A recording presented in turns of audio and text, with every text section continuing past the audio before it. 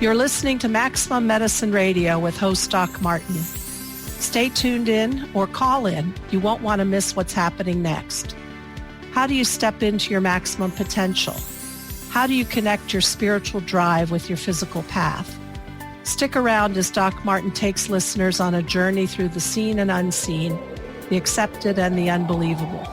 Get ready to meet the maximum you the world needs on Maximum Medicine Radio with Doc Martin now. Hi, everybody. Welcome back. I'm Doc Martin with Maximum Medicine Radio, and I am so thrilled I have Dr. Dawson Church with me. Those of you who have ever done tapping will know him. He has done it for how many years now, Dawson? Have you been? About 20 years now, tapping and meditation now, 50 years. So a long time. 50. Excellent. So what I know about Dawson, and I'm just meeting him in person for the first time, but it's all about helping us get over our stress, our trauma. And even if we don't have trauma, maybe the day is just hard and we want to calm down a little. So Dawson has written many books.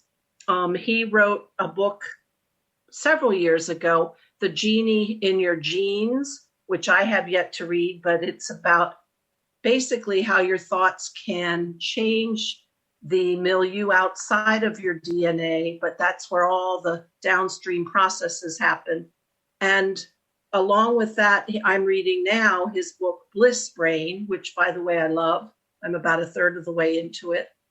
And Dawson, tell us more, because you're involved in so much.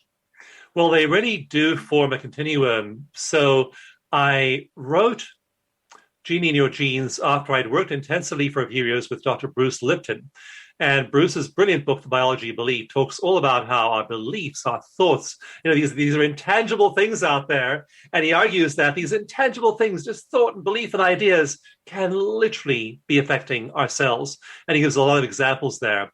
I then got into the whole deep idea of epigenetics as a driver of our cell metabolism and our health that results from things that are intangible, like our ideas, like our worldviews, and like our spiritual experiences. And so I began to collect the evidence after I'd worked with Bruce on the impact of psychological and emotional experiences on gene expression. And when I published the first edition of the book in 2005, I had to look around, and there really weren't any direct studies that showed this. There were a few that showed that if you change your psychospiritual state, that things like cortisol are affected. So we know that cortisol goes up. If you're stressed, it goes down. If you're unstressed, and as it goes down, all kinds of really good biological substances increase. But there was no direct evidence of that. But I made a pretty compelling case in 2005 for that. But then by 2012, there were 12 studies that I put into the next edition of the book. And finally, the most recent edition of the book, there are hundreds of studies showing that these things affect gene expression. Every single thought you think is literally turning genes on and off in your cells. Some of the research into EFT, and again, at the very end of the program, we're going to do we're conspiring together before we were on the air to actually do an actual practical exercise with you to end with. And this exercise, literally in epigenetic studies, is turning genes on and off in your body. So that was the huge insight I had in the early 2000s. From there, I began to think about, well, if it's affecting molecules inside your body, how might your thoughts be affecting molecules outside your body? And I certainly know that we can't dream of a 5-story building in our backyard and we just make it materialize. But there was intriguing evidence that as our thoughts change, the world outside of our bodies changes as well. So in my next book, Mind to Matter, I put together all the scientific evidence that links our thoughts to things out there. Thoughts inside here, things out there. And there's really good evidence of that. And then the stuff I couldn't get into Mind to Matter was just the extraordinary blissful states we get into when we tap, meditate, and do all these things. And so I knew I had to write a book just to explain to people how happy you can get even in the midst of disaster. So that brings us up to date. Wonderful.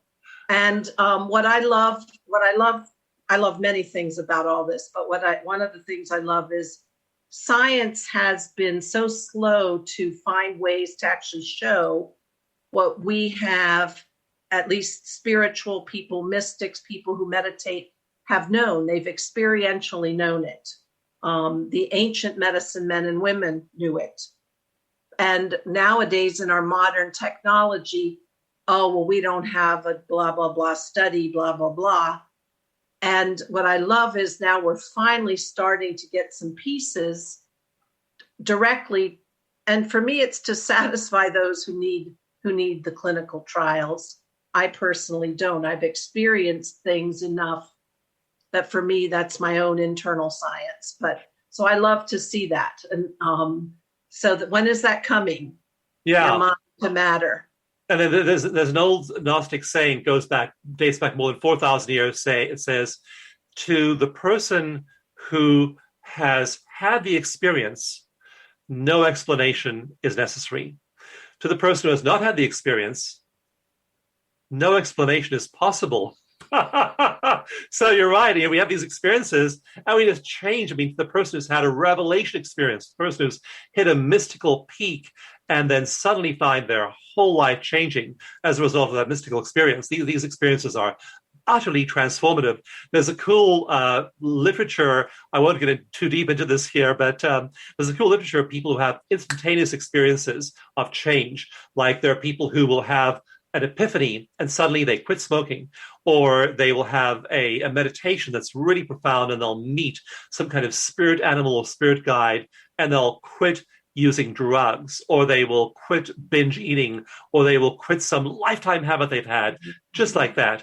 So it's interesting. Often change is slow. Change can be really quick, and that's just what I celebrate. But then science comes along, and often many years later, sometimes decades later, says, now that's interesting. What's going on there? And then we measure, first of all, the extent of change. So we use an anxiety measure or a pain measure or a depression measure or a traumatic stress measure. We say, aha, like with EFT, I'm doing a pain workshop soon. And we know from all the studies that people who do EFT tapping, which we'll do with you in a little while, that in that kind of a session, the average drop in pain is about 2/3. People lose 2/3 of their chronic pain, their acute pain, whatever it might be. And so we now have science measuring the extent of change. And then finally, we ask the question, why? What's going on in the body when that happens? And that's called the mechanisms research. Now we're finding out, oh, it's this hormone that's going down. It's this immune factor that's going up. It's this enzyme that's increasing. It's this brainwave that's getting bigger. It is this gene that is getting dialed up. So we finally are able then to know the mechanisms of change. That often doesn't happen with penicillin. The time between Alexander Fleming's discovery that this mold was inhibiting bacteria and discovering how penicillin worked was about 40 years. So it takes a long time to figure that out. What I love about and pain, if you can make headway there, we know there's an opiate crisis in the United States, well, probably around the world. But here are things medicines that help pain, but they come with so many downstream consequences. And if we can shift things without using an addictive medicine, wouldn't that be great? That would really. And we can shift all kinds of things without using medicine. And so what I encourage people to do is look for those things. And one of the things that strikes me is the disparity of access to information like this. And so I and you and people who read in our field, we know there's all this amazing natural medicine out there. The mainstream person going into Kaiser, going into St. Joseph's Healthcare, going into the average hospital has no clue that stuff even exists. And when you know both of those things, you get the best of all worlds. Mm-hmm. And the other thing that you said that I wanted to reflect on was I've had that happen to me where I'll be in something, say a job stress. And I'll turn one day to my girlfriend because she's now got it as a reminder to me of how my thoughts will shift and my reality will shift, I'll turn to her and I'll say, I'm done. And that's as if I'm actually expressing that there was something that flipped. It flipped and nothing is the same. Sometimes we want things, we want that answer to things we struggle with. I haven't been able to quite manifest it when I say it to be so. Anyway. Well, what I asked in my book, Mind to Matter, that book came out in 2017. And the real question in Mind to Matter was, so you've hit the nail on the head with an observation there. Some things is easy. Like I decide I'm going to change this part of my life, and I just change it within a few days, a few weeks. Another part of my life, even now in my life, like I'll tell you something embarrassing. I was on a show this morning, and this host said, well, Dawson, you've been meditating on and off and pretty much continuously for the last 20 years, on and off for 50 years. When did the mind chatter go away? And I said, never. This morning in my meditation, I'm wrestling with mind chatter. And it's like, I get so frustrated with myself sometimes. It's like, why am I still dealing with this after 50 years? And then that's just part of being human. We have to be loving and accepting ourselves with our imperfections. We aren't flawless people. We never will be. We'll always have challenges. So there are areas that shift very quickly. And there are areas we struggle with for a long time. I have a practitioner still. I go to therapy still. As well as training therapists, I go to therapy because I need it myself. Right. Well, I love this topic, and we're going to talk more. We're going to take a short break. And then when we come back, we're going to get deeper into tapping and the benefits that it can do. So we'll take a short break now.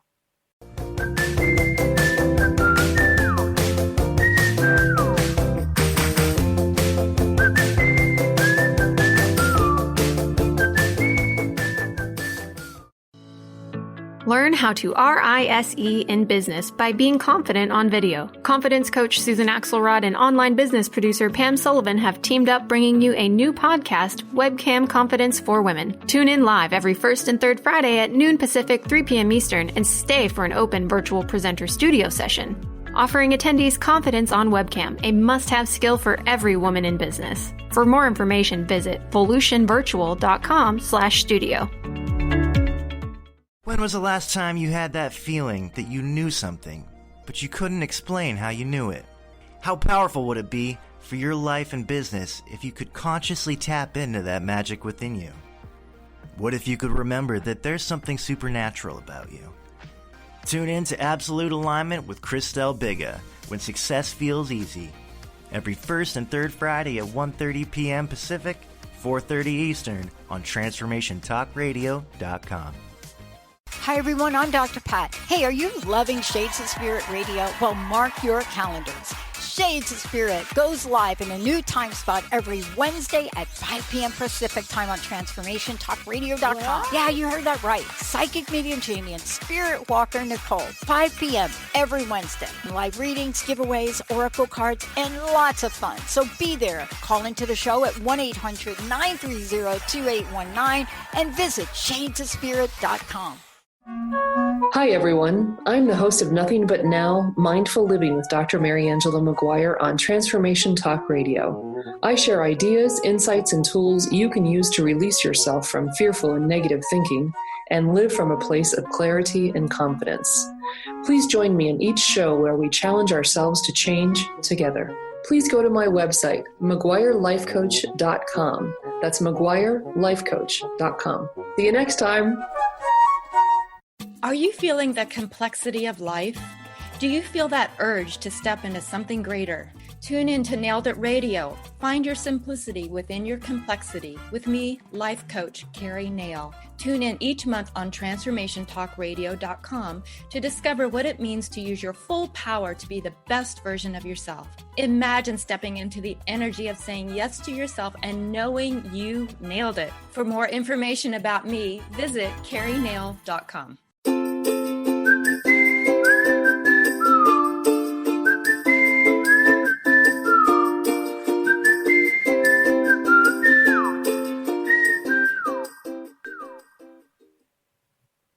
Hi, everybody. We're back. I'm Doc Martin, and I have Dr. Dawson Church with me. I'm so happy. I just want to get you guys ready because we're going to talk some more about EFT, emotional freedom technique, or tapping. And then after we're finished talking, we're going to break. And when we come back, we're going to go through the process. So those of you who are watching on Facebook Live, you'll have a chance to type in your responses as Dawson leads us through. So get ready to do that. We'll be doing that after we talk a little bit and explain tapping. So Dawson, how did you get into tapping? How did you learn it? Like many people, from a point of misery, I was a teenager. I was really stressed. I was very anxious. I had PTSD. I had severe depression. I was suicidal often.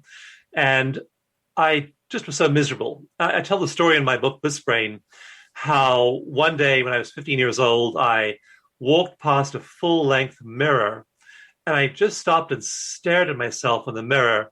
And I had long, long curly hair and these bell-bottom trousers, blue jeans on, and bag of books around my shoulder. And I just looked at my eyes, and this thought popped into my mind that said, those are the saddest eyes I've ever seen. I realized I was so depressed.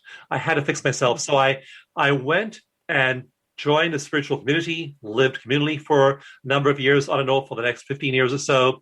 I began to study psychology. I learned various kinds of therapy. I really wanted to try and crack the nut of happiness. And I got a little bit happier using all of those therapies, especially Gestalt therapy. I really like Gestalt therapy, still teach Gestalt therapy. But in 2000, I stumbled across EFT after learning to meditate again in my 40s. In my 40s, I made the decision one day, I'm going to meditate absolutely every single morning without fail. And when I made that decision and began to meditate imperfectly every morning, my mind was wandering. I was still not a good meditator even after 30 years of doing it on and off. But you have to do it every single day. And that consistency brought rewards. I began to learn other energy therapies. I eventually met Donna Eden, David Feinstein, who wrote the book Energy Medicine. I met Jim Oshman, the biologist, who wrote another book called Energy Medicine. And I got into that whole world of energy therapies, and I got deep into EFT. And the transformations I witnessed, like I watched one woman in a workshop, and she was a survivor of prolonged sexual abuse as a child. And I watched as the layers just fell off her of trauma. She worked through layer after layer after layer of traumatization. Now, we can do pretty slick things in Gestalt therapy. And if I'd had that woman in therapy for about 10 years, I would have gotten somewhere. But I watched as in just a maybe 40-minute session, she just shed tons of her life stress. So I realized it was possible with energy therapies to get there quickly. So we had to study them. I got certified in them. I trained in them. I eventually wrote the newest edition of the EFT manual. I then also formulated a standard called clinical EFT, because there are all these like methods of EFT. It's not a trademarked or copyrighted term. Anyone can call themselves an EFT practitioner. And so EFT was all over the place. And I led a group to codify this and do hard science research into it. So there are now over 100 clinical trials. We call that clinical EFT. And it is so effective. It really works. It just is dramatic to take a veteran, say. I worked with one young man who on his first week in Iraq, one of his friends was killed. And so there he was, devastated by the loss of his friend. He was a combat medic. And so his job was to clean his friend's uniform to send back to his family at home. And so he had this uniform, and it had been in the sun for a few days. It smelled terrible. And there he had to clean his friend's uniform and the helmet and all the blood and gore. And I mean, this young man was traumatized. He was a 10 out of 10 for emotional triggering, telling the story of cleaning the uniform. It smelled so bad he had to literally run outside the medic hut, take a deep breath, run back inside, do a little bit of cleaning with bleach, run back outside because you couldn't even breathe. The uniform smells so terrible. And so we worked on the smells and the memories and all the intensity of that trauma with EFT, and it just all went away. It went away in probably about 15 minutes of tapping. So I watched people break through like this over and over and over again using these proven methods of clinical EFT, and then began to teach it. We now have the biggest training program in the world. We train people. We train thousands of people every year. We have a certification program. We certify them in clinical EFT. Now with Zoom, I love Zoom because you can do EFT with people all over the world. I set up a site called tappingplace.com where you can literally log onto Tapping Place and do a session with a certified practitioner, live video in real time, whatever bothers you. So it's just opening up possibilities of really reaching people worldwide with that message that you don't have to suffer anymore. The pain, the depression, the anxiety can go away, and it can happen fast. I love that. How do you think tapping works? Other than, obviously, I believe there's an energetic component that perhaps we can't prove scientifically yet anyway, but how do you think it works? Yeah, we can't see energy in the same, like Don Eden literally sees energy around people. Cindy Dale, other talented, gifted people can see energy. And what we know, though, from biological measures is that when we put people in an MRI, so they're lying in an MRI, and you have them think about something that triggers them emotionally, you see the emotional part of the brain light up. That part of the brain, usually shown in MRI studies, it gets red. So there's a baseline of gray, and then as your level of brain intensity, brain function increases, it goes yellow, orange, red. As it decreases, it usually goes light blue, dark blue, purple. So there's this little range of intensity. And when people are in an MRI, you see, as they're thinking about a stressful thought, you see their emotional brain get red. Then it's amazing. You take them for an EFT session, you work with them on whatever bothered them, and then you put them back in the MRI, and you have them think that same thought, that same stressor, like thinking about the helmet, thinking about the uniform, cleaning the uniform, and they're calm and their brains no longer get triggered. So one mechanism is that the emotional limbic system of the brain is no longer triggered after EFT. Another one is epigenetic. We know from several studies that it changes your level of gene expression. And in one study, really interesting study, the researchers looked at the level of gene expression of people who got either a placebo treatment or EFT.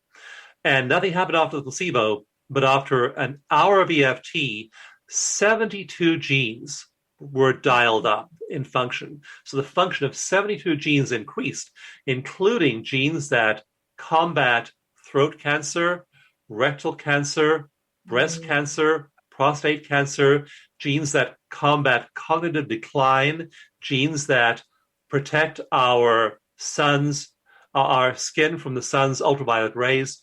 All these beneficial genes upregulated by only 1 hour of EFT. So second mechanism is epigenetic. And then there are also hormonal things that happen.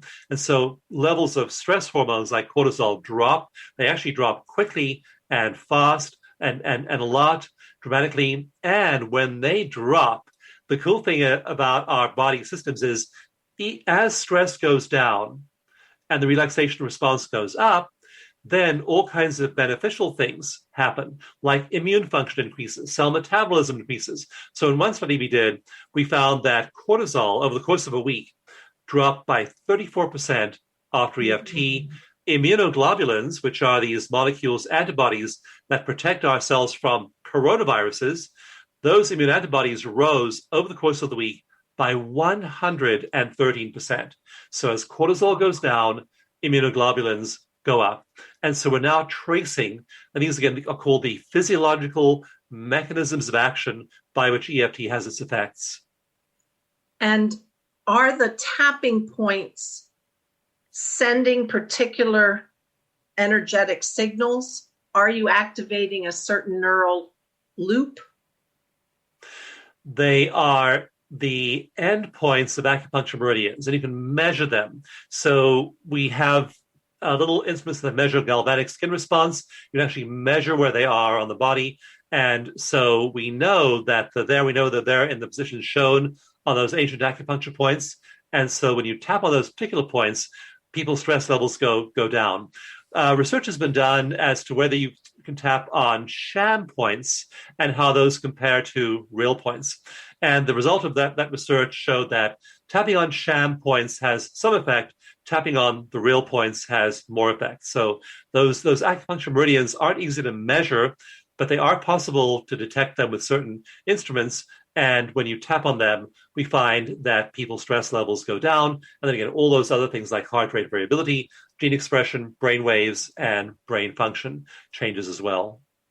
Well, one of the things, and I think it was in your newsletter, you directed us to a practitioner, I forget her name, maybe Jennifer, somebody, who had a video and she used a galvanometer. Yes.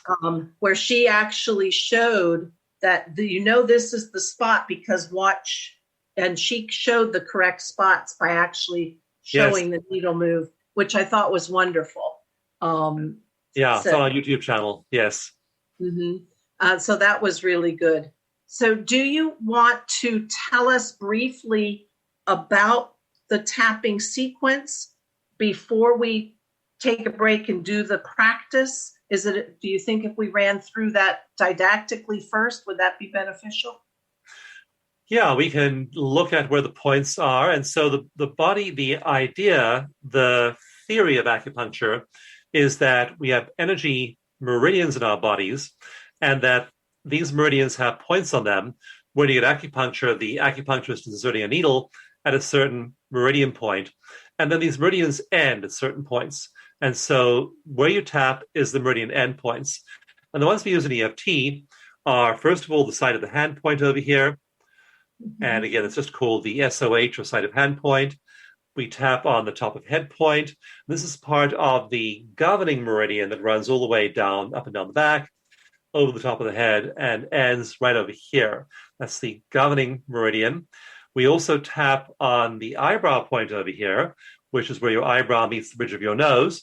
And that is part of the bladder meridian, which terminates right below your eyebrow.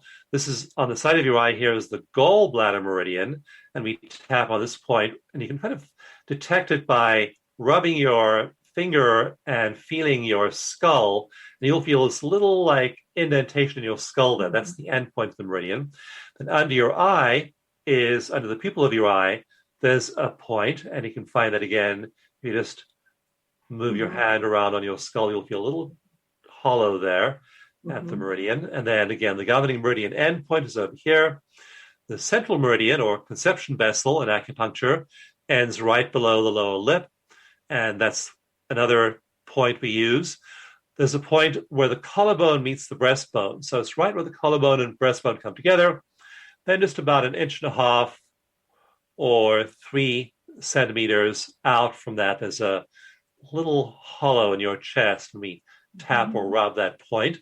And then about 4 inches below the armpit on the side, about 10 centimeters down, there's a point there that we use. And then finally, we end up with that same side of hand point. So those are the points we use in EFT. There are optional points, and I have 1-day workshops where I teach them to people. We have 4-day workshops to learn to use EFT professionally with people. And so if you want to really take a deep dive into EFT or use it with other people, with your kids, with family members, with clients, take a workshop, because that's where you learn all about clinical EFT. But those are the basic points, and you'll literally, as we tap on them in the next segment, you'll literally feel your emotional intensity dropping away.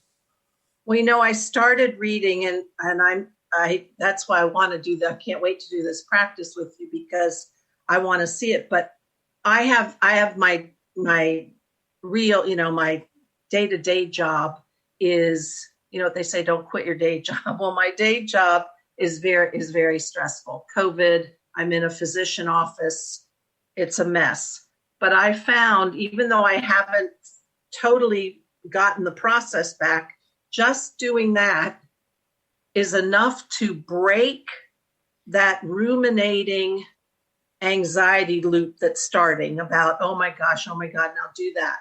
And it literally breaks the cycle. And it's something that's even more profound of a stressor. I can just imagine or feel that you do the entire process. Wow. Because just this is from, oh my gosh, the patients are backing up. I hate being late. I haven't done this. I have to call this person. And I start to feel myself getting breathless, and I'll just do that. And it's like, it diffuses it instantly. Another thing I'd recommend is just tapping all the points between patients, because you're going to be influenced by some of the emotional residue of their pain, their anxiety, and their stress. And so if you can just let go, like Judith Orloff is a good friend of mine and she's a wonderful psychiatrist at UCLA, and she does a quick round of energy release between patients. It only takes to tap each point. Let's just timing it right now. If we just tap each point briefly and imagine you're between patient sessions, and all you're doing is releasing the stress from each acupressure meridian. And it just took their, whatever it was, 15 seconds to tap them all. And that'll then reset your energy system so you're fresh for the next person. And I think what I also hear, and I get it energetically, that influx of everybody else's field, and as a physician, as any practitioner, you want to resonate and connect to the field, to understand them, but you also then take with you contamination, debris, leftover, as you said, residue. So that's really good to think that that's just a real clearing.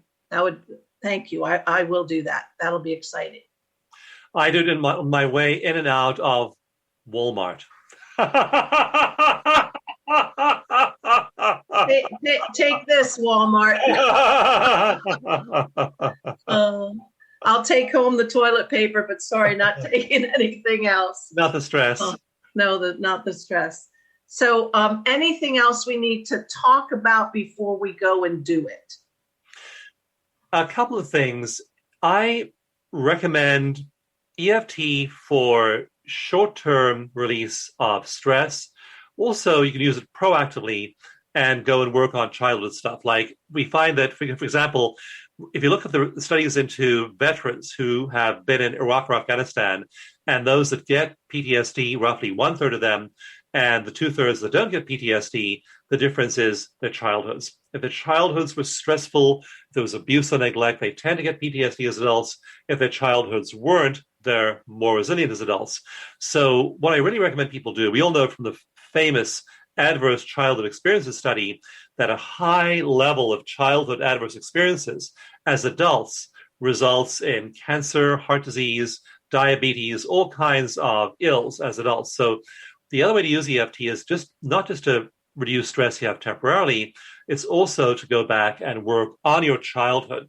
So think about people who injured you, situations that were stressful or tense, and then one by one, just let those go. Because we found that people often, they're worried about their boss, they're worried about their child, they're worried about their marriage. When we get down to it and find out what the source of the anxiety is, it turns out to be a parent, a bully at school, a sibling that hurt them. And then you go and resolve that issue. Suddenly, they find resources in the adult situation. So it's really worth going and doing clearing of your childhood. Do it at tappingplace.com. Do it yourself. Go to our website. Just download the free EFT mini manual from my website. Just tap yourself as you remember your stressors. If you get too triggered, there are always practitioners. There are hundreds of certified clinical EFT practitioners. They can work with you. They can work on the overwhelming stuff. But the small stuff, you can take care of yourself with self-help. Like at Fort Hood, I worked at Fort Hood in groups of soldiers with PTSD.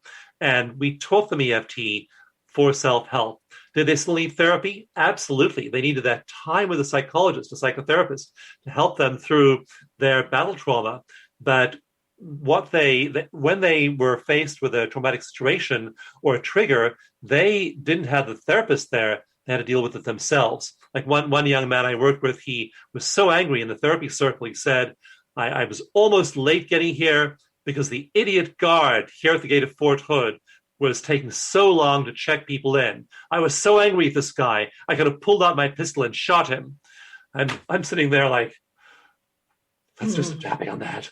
Because, I mean, there have been people who did pull out their pistol and shoot people at Fort Hood. So we got him tapping, we got him calm, we got him into... So there's no therapist in the car with him there, but he can do this and he can calm himself down. So it's really important to learn it is a self-soothing device for small issues, and then see a trained clinical practitioner for the big issues, and then meditate. Meditation is the great leveler. Meditation is what starts you out at the beginning of every day, and you frame your day in a positive way by beginning with that anchoring in the beyond. You're letting go of what I call in my books local mind.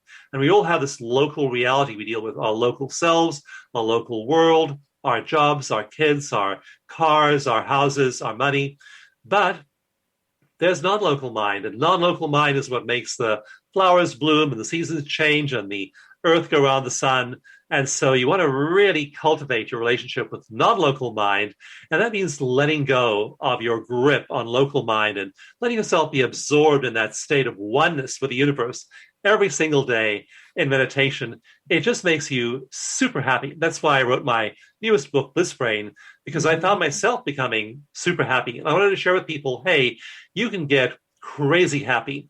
In studies of Tibetan monks, the difference between baseline and where they are in meditation is 25 times the level of happiness brainwaves as they are when they start out. So you can get 25 times as happy as you are right now. I love that. I also love that it's relatively simple. Meditation, perhaps not as simple as tapping, and it's free, and it's portable. You take it with you. You don't need any contraptions. You don't need any paraphernalia.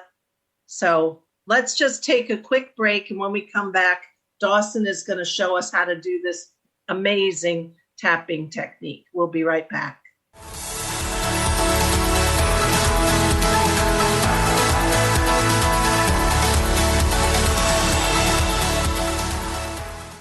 I'm a big fan of yours, and of y'all's wisdom has been very valuable to me. I've been curious, kind of stuck and not sure which direction to go, and having the motivation, to do that as well. So thank you very much. It's a beautiful message. Thank you very much. It is a beautiful message. It's very comforting and a great reminder. Tune into 3 Things I've Learned with Susan Dolce every first and third Tuesday of the month at noon Pacific, 3 o'clock Eastern on Transformation Talk Radio. Join Susan and her guests as they share the stories that shift our souls about radical transformations, courageous breakthroughs, and life lessons. 3 Things I've Learned with Susan Dolce. For more information, go to transformationtalkradio.com or visit Susan's website at susandolce.com. Can't get enough of I Have Soul Radio? Join Psychic Medium Jamie every Thursday at 5 p.m. Pacific, 8 p.m. Eastern on Transformation Talk Radio. Take a deeper look at the raw side of spirit. Nothing is off limits. Connect with lost loved ones and explore these vulnerable subjects with the compassionate guidance of Psychic Medium Jamie. You are not alone. I Have Soul, Thursdays at 5 p.m. Pacific, only on TransformationTalkRadio.com. TheAngelLady.net. TheAngelLady.net. TheAngelLady.net.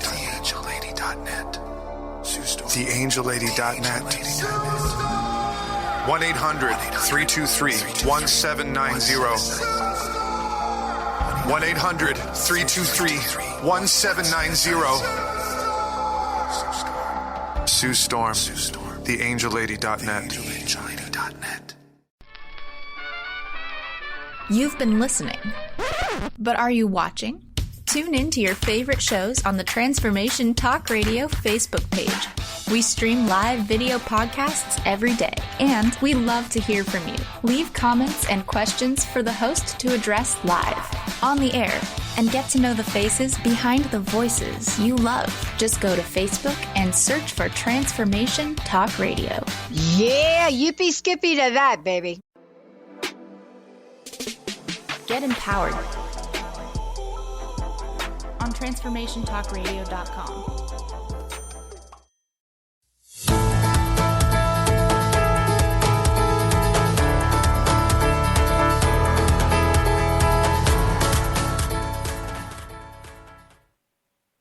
Okay, everybody, we're so excited. We're going to do the tapping process. Dawson is going to lead us. Those of you who are live streaming on Facebook, when he indicates, you get to put in your numbers before and after. Anyway, he'll explain it to you. Here we go. Okay, so to begin with, I want to ask you to think about an event that triggers you emotionally when you think of it now, and that happened no more than 2 weeks ago. So don't think back to a childhood event. Don't think back to an early life traumatic event. Stick with a current life one. And the reason I'm saying that is I don't want you to get overwhelmed. Often childhood trauma carries a huge emotional charge. You don't want to try and deal with that on a radio show. You want to deal with that with a therapist when you're face-to-face with somebody on tappingplace.com, and they can take care of you. So pick something that is no more than 2 weeks old and that has an emotional charge to it. So that's the first thing. Think about an event that happened, and I'll just give you a moment to think about an event. And then give that event a title. If that event were a movie, what would the movie title be? If there'd been a security camera videotaping that event, what would you entitle that clip? So give it a title. So you've got your event, you've got your title. Now, as you think about the event, give it a number in terms of emotional intensity. And that number should be from 0, meaning no emotional intensity, to 10, which is maximum intensity. So as triggered emotionally as you could possibly be is a 10 out of 10. Being calm, thinking about the event is a 0. And this is an amazing process because you're going to test your results. Here's my before number, here's my after number, and you'll see for yourself how effective this is and how quickly it works. Now, you don't have to tell anybody what your event is. Like if I tell you my event is called the Green Box, you have no idea. That could be a present I got from somebody that was really a disappointment to me. That green box could be a place I store my father's ashes. The green box could be the container of syringe came in for chemotherapy medication. I mean, you had no idea what that green box means. So just the green box is all you need to know by way of a title. So you don't necessarily need to disclose what your whole movie is when you're doing EFT with somebody. So think about your movie title and get your level of triggering 0 to 10. Now, Sharon, I asked you if you wouldn't mind doing the same thing. And would you mind sharing with us what your movie title is and your number is? It's all about the money. And the number is 9 or 10. It's way up there. I'm just putting this in chat. It's all about the money. Now, that's a great example of a title that is non-disclosing. And when we're working with war veterans, we're working with people who've been hurt in various ways, they often don't want to disclose what they did or what was done to them. And keeping it neutral with a title like that is one way of doing this. EFT works just as well, whether we know all the stories or we don't. So it's all about the money. It's a 9 or a 10. One other question. Where do you feel it in your body? My chest, my breathing, my belly. So your chest, your breathing, your belly. And you can feel your breathing changing as you think of it? I feel tight, and my belly, I feel it start to get angry. So you feel a tightness in your belly when you think about this? Yeah. And like the feeling you get when you're about to go into warrior mode. when you need to get yourself girded to go and fight something. Okay, so you're really in touch with the emotion. That's important because often once we've had bad experiences, we really don't want to go feel those unpleasant physical feelings and emotions again. But with EFT, it's really worth feeling them because now you're lighting up all those neural pathways, you're lighting up the emotional midbrain, and then the tapping will rapidly remove all the emotional stress from that. So we'll go now through a generic round of tapping. I won't make it specific to you. I'll just make it generic for everyone, but think about your particular issue. Okay. So we'll start here and say either out loud or in your mind, this bad thing happened. This really did happen. And I'm emotionally triggered as I think about that. And even though I'm emotionally triggered as I think about the bad thing, I also simultaneously recognize that I'm safe right now. Bad though this thing may have been, right this very moment, I'm safe. I'm sitting here watching a program, and I'm safe. Okay, now focus on the bad thing. Tap the top of your head, that governing meridian.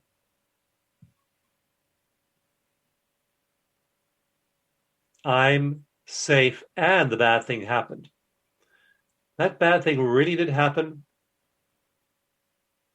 It triggered a huge emotional response. Very naturally, because it was terrible. Should never have happened. And it did happen. Tap your eyebrow point. Think about who said that, who did that, what all the details of the scene were, what you saw and heard. If there were any smells, scents, or tastes, or physical touch sensations, think about those. Side of your eye. This bad thing really happened.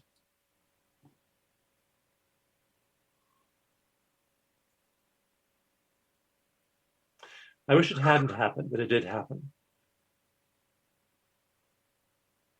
Under your eye. And I now vividly recall all the sights and sounds, taste, touch, and smell, all the details of that bad event.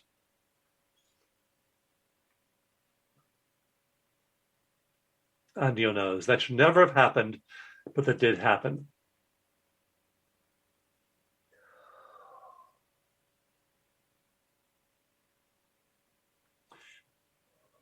Central meridian, under your lower lip. The bad thing that happened. Collarbone. All the details of this bad thing.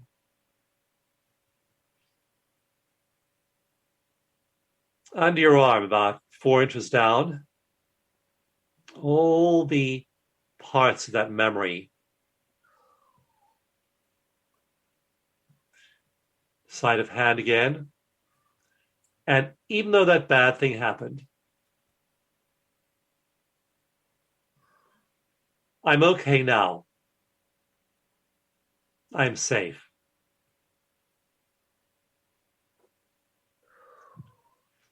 Okay, now we're going to take a quick break and then do something else. But in this quick break, just let me know your new number. So you were 10, 9 or 10 before. What number are you right now?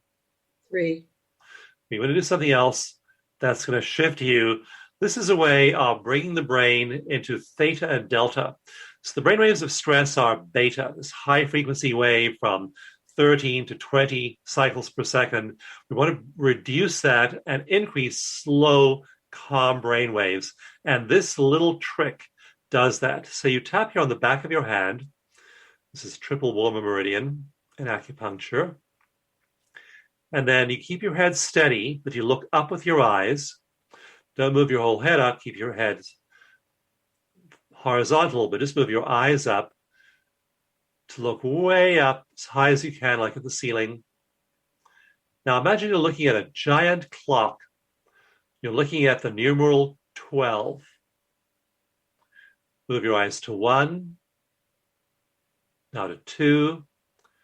Move your eyes to 3, 4, 5, 6. Keep tapping. 7, 8, 9, 10, 11, 12, 1, 2, 3. Just pause there. Take a breath at 3. Think again about the bad thing that happened and your title of your movie. Now go from 3 to 2 to 1 to 12, 11, 10, 9, 8, 7, 6, 5, 4, 3, 2, 1, 12, 11, 10, back the other way, 11, 12, 1, 2, 3, reverse, 2, 1, 12, 11, 10, 9, back to 10, 11, 12, and stop. And I've given your eyes more of a workout than they've had in the last 10 years. But that just drives your brain into these slow waves of delta and theta. And those are the waves you have when you're dreaming. In dreams, our brains are working out problems in rapid eye movement sleep when we're in theta, and they're pruning negative memories and unused neural pathways when we're in non-rapid eye movement sleep in delta and deep sleep. So our brains are in delta most of the night and neural pruning. Then they go to neural wiring for brief periods of rapid eye movement theta sleep. And the eye movements put you into those theta and delta states. So what is your new number now? 0. 0. Yay! So let me share with you what we have 3 minutes left, what you probably have heard from many, many of your clients and other practitioners. But there was a point as the number was coming down from 10 to 7 to 6 when I just started smiling because it was so, everything about the worry was so ludicrous. And when I did the eyes, it's like you had to laugh because how could you hold? There was no point in holding that bad thing. It had it lost its meaning. So even the awareness that all of a sudden it had lost its meaning what made me laugh. And I was like, you've got to be kidding. What am I worrying about that for? Because I physiologically could not worry at that moment. I'm so happy to hear that. That I thing is very powerful. So you see, nothing's changed about the world. That thing still happened. But now you've gone through what's called in psychology a cognitive shift. You see the world differently. And I can tell you this works for the pandemic. This works for the financial crash. This works for your body. This works for your work situations, works for your family. Those things don't change immediately. They do start to change over time. But the way you see them changes. And in the great phrase of Wayne Dyer, when the way you see things changes, the way things are, things you see change. So that's the way EFT is so transformative.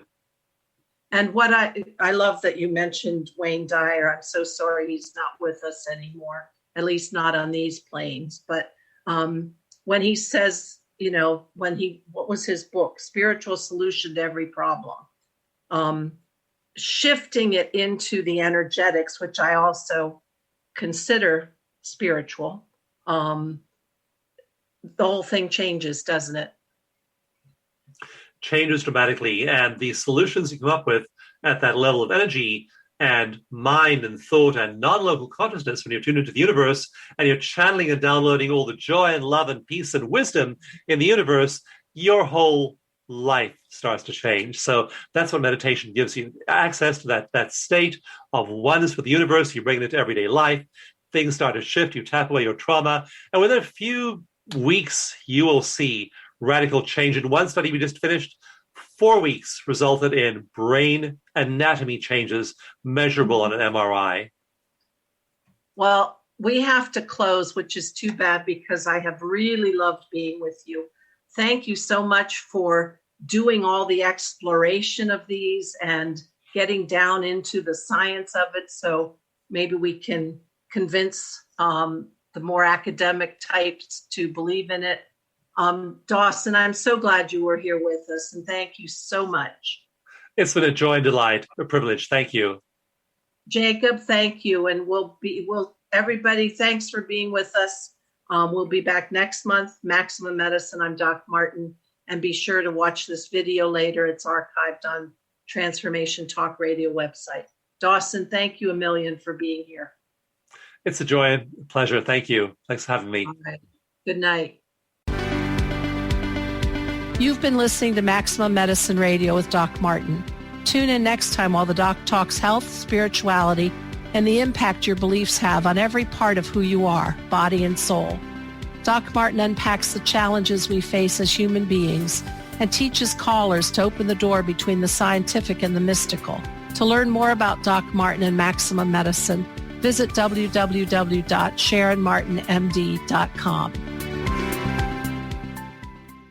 Views expressed on this program are those of the host, guests, and callers, and do not necessarily reflect the views of the station, its management, or advertisers. You're listening to Transformation Talk Radio.